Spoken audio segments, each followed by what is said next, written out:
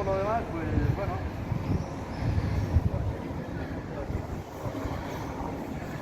También sí.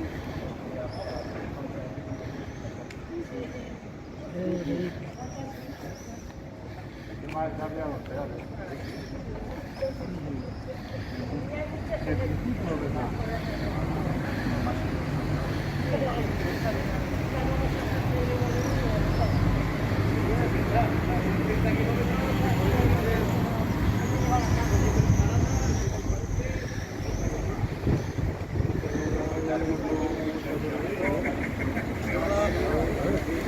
Está acostumbrado al único.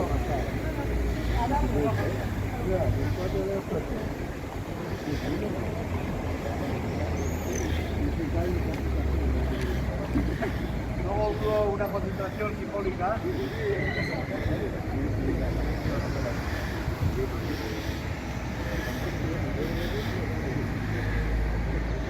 Hubo una concentración simbólica en el Congreso